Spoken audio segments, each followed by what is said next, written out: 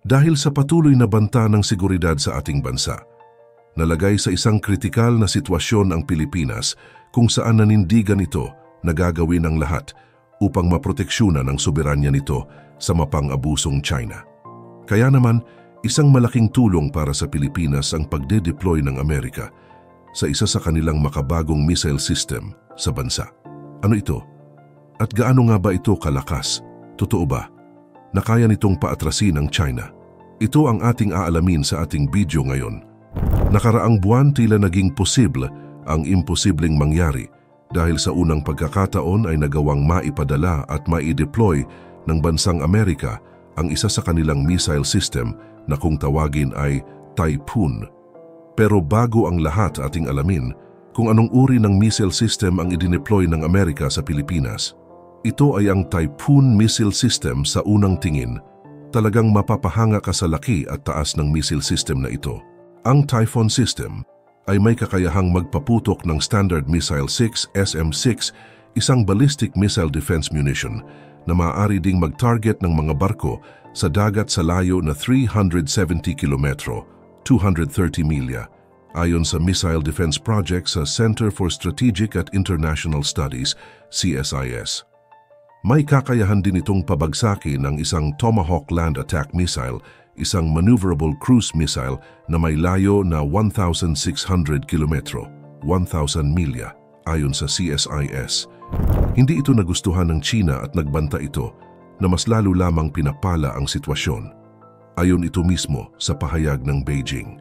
Sa isang regular na news briefing noong nakaraang linggo, inakusahan ng tagapagsalita ng Foreign Ministry ng China na si Lin Jian ang US na naghahanap ng unilateral military advantage at kumukuha ng pagkakataon upang ma-deploy ang puwersa nito sa mga bansang kaalyado. Sinabi pa ni Lin Jian na talagang pansariling interes lamang ang ginagawa ng Amerika at sinasamantala ang kahinaan ng mga bansa sa Timog Silangang Asya. Hinikayat niya rin ang US na igalang ang seguridad ng bawat bansa at itigil ang mga military activities nito sa rehiyon. Ito ay upang manatili ang katatagan at kapayapaan sa Asya. Hindi ito pinansin ng US at sinabi na ang China ang nagbabanta sa seguridad ng mga bansa sa rehiyon. Ang mga madalas nitong pagnanakaw ng isla at teritoryo ang nagiging dahilan kung bakit kailangan nilang palakasin ang presensya ng mga tropang Amerikano sa mga bansa na alam nilang kinakaya-kaya ng China tulad ng Pilipinas. Dahil dito, ang US Army ay tumatawag ng deployment na nagsimula noong Abril 11, 2024 para sa Salaknib Exercise, isang landmark ito para sa regional exercises ng Balikatan. Ayon naman sa mga opisyal ng Philippines Army, ang paglalagay ng missile system ay hindi ibig sabihin na naghahamon ng gulo ang Pilipinas. Ito ay kahandaan lamang sa mga posibleng mangyari at proteksyon sa seguridad ng bansa kung sakaling ang may umatake sa Pilipinas.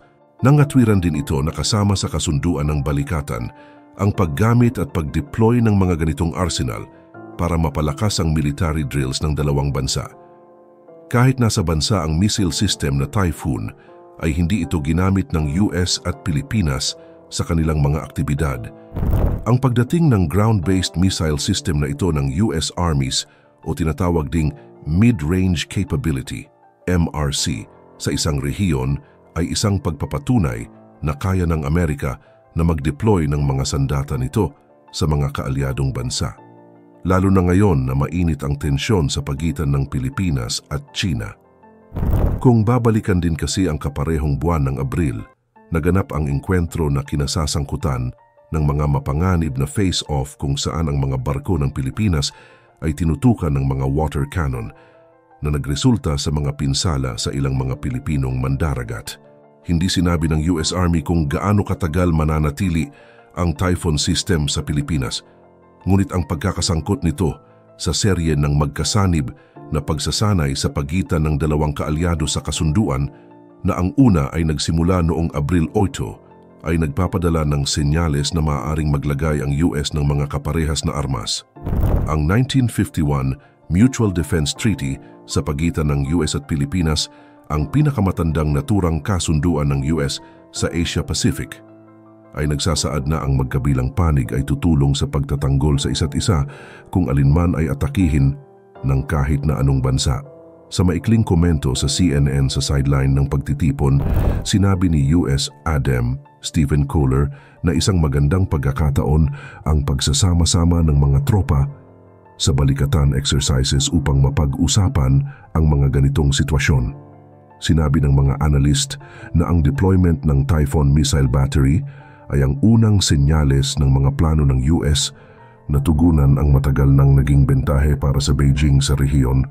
May mga pagkakataon din kasi na naunang sitwasyon kung saan ang mga missile ng China ay nagbanta sa mga puwersa ng US sa kahabaan ng First Island Chain na kinabibilangan ng Hilagang Pilipinas, Japan at Taiwan. At kahit na mas malayo sa silangan sa kahabaan ng Second Island Chain na nakasentro sa Guam ay talagang hindi nagpapatinag ang China. Sinusuri ng US ang hypersonic missile sa Pasipiko dahil layunin nitong makipagsabayan sa China at Russia. Gayunpaman, hindi pa rin matatapatan ng missile capability ng China sa buong Asia dahil ayon sa isang ulat noong 2021 para sa professional na journal ng US Army na Military Review na nagsasabing malakas talaga ang kasalukuyang missile advantage ng People's Liberation Army Rocket Force, PLARF. Ang conventional arm kasi ng PLARF ay ang pinakamalaking ground-based missile force sa mundo na may higit sa 2,200 conventionally armed ballistic at cruise missiles at may sapat na anti-ship missiles para atakehin ang bawat surface combatant vessel ng US sa South China Sea na may sapat na firepower para madaig ang mga missile defense ng bawat barko sa mundo. Ito ay ayon sa ulat ni Army Major Christopher Milhal. Bagamat hindi maaaring dalhin ng Typhoon ang mga ganitong uri ng mga numero sa laro para sa mga puwersa ng US, nagpakita naman ng katatagan ng Amerika na maaari nilang magawa ang imposible sa hinaharap. Sa pag-anunsyo ng Typhoon deployment, binanggit ng militar ng US kung paano naihatid ang missile system sa Pilipinas sa pamamagitan ng 8,000 milya 15 oras na paglipad mula sa Washington State sa pamamagitan ng US Air Force C-17 cargo jet. Inaasahan ng mga analyst na ang Typhoon system ay hindi magkakaroon ng permanenteng base sa Pilipinas. Gayunpaman, ang kakayahan ng system na mabilis na mailipat sa iba't ibang lugar ay tumutukoy na kaya nitong maipadala sa iba't ibang panig ng mundo. Ang mobility na ito ay nagdudulot ng hamon sa patuloy na umuunlad na intelligence, surveillance, reconnaissance, ISR, at mga kakayahan sa pag-target ng China. Dahil ang mga asset na ito ay medyo bago at hindi pa nasusubok, ang pansamantalang katangian ng pag-deploy ng Typhoon system ay naglalabas ng mga tanong tungkol sa pangmatagalang epekto nito at mga potensyal na epekto. Ang China ay may kasaysayan ng malakas na reaksyon sa mga pag-deploy ng missile na itinuturing nitong mga banta sa loob ng saklaw ng impluwensya nito. Sa isang komentaryo para sa Military Balance blog ng International Institute for Strategic Studies, itinampok ng analyst na si Rupert Schulenberg ang isang nakaraang insidente noong 2016 nang sumang-ayon ng South Korea na mag-host ng THAAD defensive missile system sa Korean Peninsula. Bilang tugon, pinasimulan ng Beijing ang isang hindi opisyal na pag-boycott sa ekonomiya na nagresulta sa malaking epekto sa ekonomiya na nagkakahalaga ng $7.5 bilyong sa ekonomiya ng South Korea noong 2017 lamang.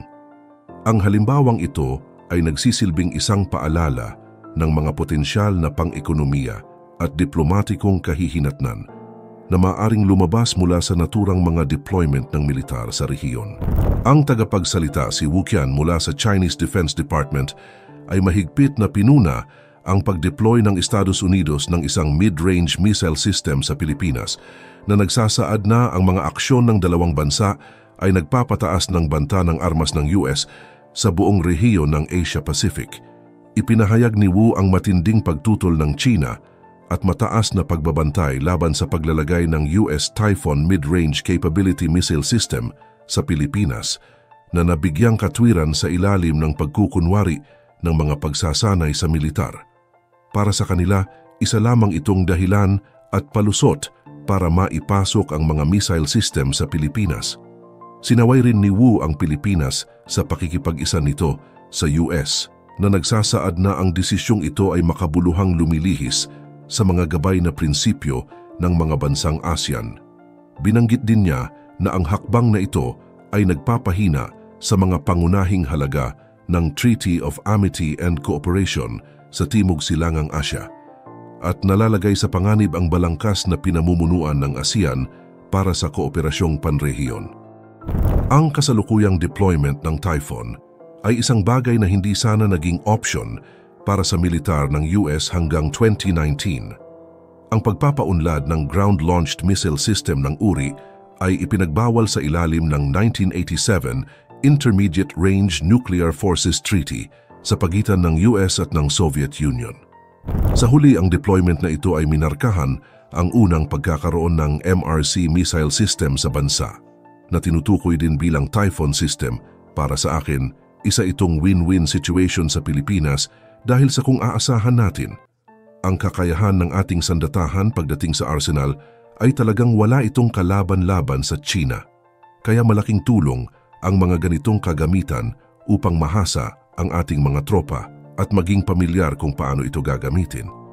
Umaasa naman ang Philippine Army na marami pang mga ganitong sandata ang darating sa Pilipinas sa mga susunod pang buwan.